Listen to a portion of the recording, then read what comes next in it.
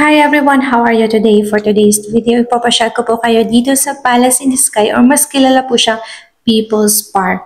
So originally po talaga guys, itong place na to before, sabi nila noong 1986, is gagawin po dapat siyang palasyo dahil papasyal po dito yung US President. Kaso hindi po siya natuloy at ayun, hindi na rin po siya natapos during Marcos time. So ngayon guys, ginawa po siyang pasyalan dito.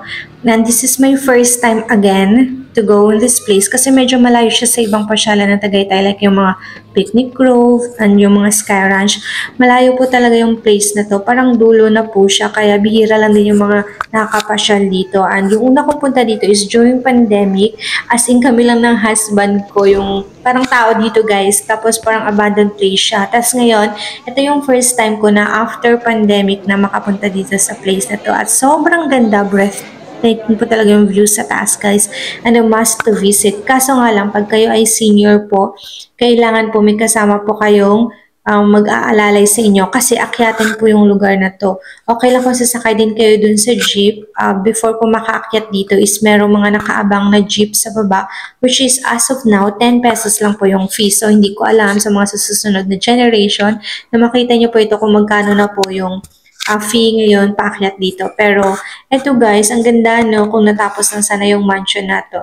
Pero for me naman, okay naman siya kasi naging tourist spot siya guys. Siguro kung natapos tong mansion, hindi siya masyadong mapapasyalan gawang mga government lang yung makakapunta talaga sa palasyong to, yung mga important people. Pero na-experience natin as a normal Filipino or hindi naman normal, which is yung mga walang posisyon na nakapunta po dito at nakita po yung place na to na ganito po pala yung magiging view ng president sana kung nakapunta siya during that time noong 1986. And then huminto daw po kasi yung construction neto nung hindi naman pala natuloy yung president ng US pumunta dito sa Palace in the Sky or mas kilala sa People's Park.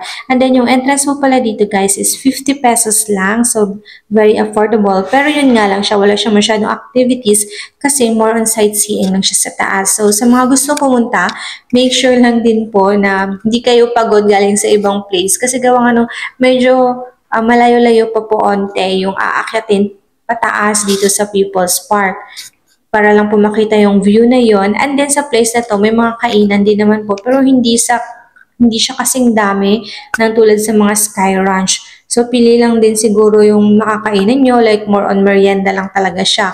And may mga souvenir shop din po sa place na to. So I like the place dito po sa daan na to kasi parang Baguio po siya. Ang sarap mag-jogging dito siguro sa mga malapit dito sa Tagaytay. Ang sarap po dito sa place na to, yung hangin. And then kami naman, malapit lang naman, almost 30 minutes lang itong Tagaytay sa bahay namin. So mas gusto din namin talagang mamasyal dito kaysa ibang lugar guys kasi nakakalanghap kami dito ng magandang hangin at saka super fresh, maraming puno. Yung alam mo yung parang dinala ka na rin sa mga Baguio at parang nakauwi ka na rin ng probinsya pag nakapunta ka dito sa Tagaytay. So, ayun, 50 pesos lang naman. Why not guys, pasyalan nyo to pag kayo ay makapuntang Tagaytay.